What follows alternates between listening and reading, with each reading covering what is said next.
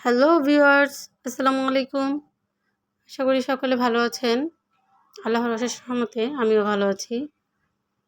Mishkat cake সর্বদা চেষ্টা করে একটি স্বাস্থ্যকর ও সুন্দর কেক কাস্টমারের হাতে তুলে দিতে। আজ আপনাদের জন্য নিয়ে এসেছি আরও একটি চকলেট কেক ডেকোরেশন ভিডিও। চলুন শুরু করা যাক। কেকের একটি স্লাইস দিয়ে তাতে ক্রিম দিয়ে চকলেট গানাশ দিয়ে নিলাম। এখন কিছু চকলেট চিপস দিয়ে নিচ্ছি। কেকের সেকেন্ড স্লাইসটি দিয়ে তাতে ভালো করে সুগার সিরাপ দিয়ে নিচ্ছি।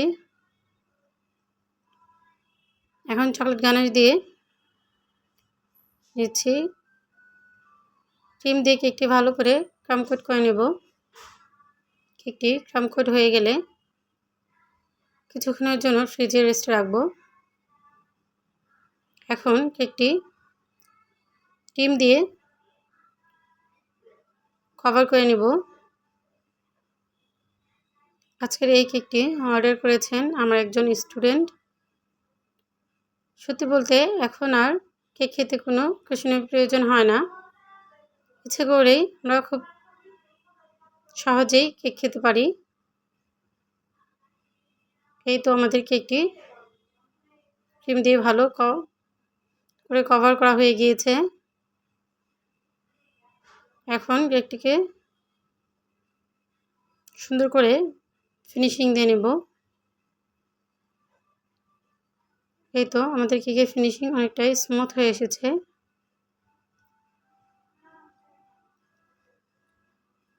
দেখতে দেখতে আমাদের কেকের ফিনিশিং প্রায় হয়ে গিয়েছে।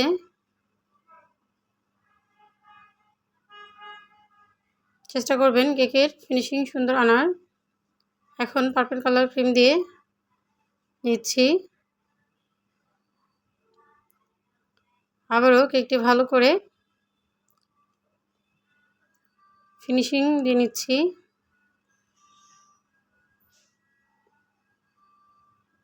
এই তো আমাদের কেকের ফিনিশিং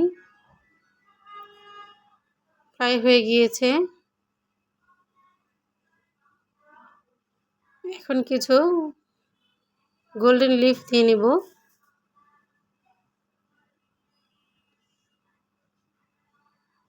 চেষ্টা করবেন এই কাজটি একটু সময় নিয়ে করতে,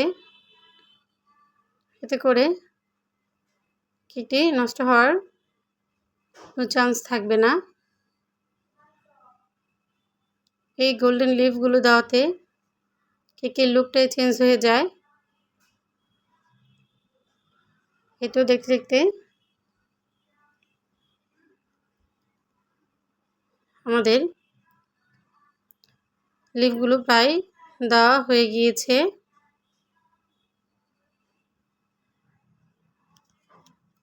এখন কিছু রোজ দিয়ে নেব, যেগুলো আমি অফ ক্যামেরায় করে নিয়েছিলাম। এই যে পার্পল কালার গোলাপগুলো দেখছেন, এগুলো আমি 104 নাম্বার রোজ নজেল দিয়ে করেছি। আর এই ছোট রোজগুলো আমি 101 নাম্বার রোজ নজেল দিয়ে করেছি। এই তো আমাদের ফুলগুলো বসানো হয়ে গিয়েছে। এখন একটি নজল দিয়ে সাইডে ডিজাইনটি করে নিচ্ছি। সেম নজল দিয়ে নিচে বর্ডার লাইন দিয়ে নিচ্ছি। এই তো আমাদের বর্ডার লাইনটি দেওয়া হয়ে গিয়েছে। এখন আমাদের লোগোটি লাগিয়ে নিলাম। কিছু সুগার বল দিয়ে কেকটি ডেকোরেশন শেষ করব।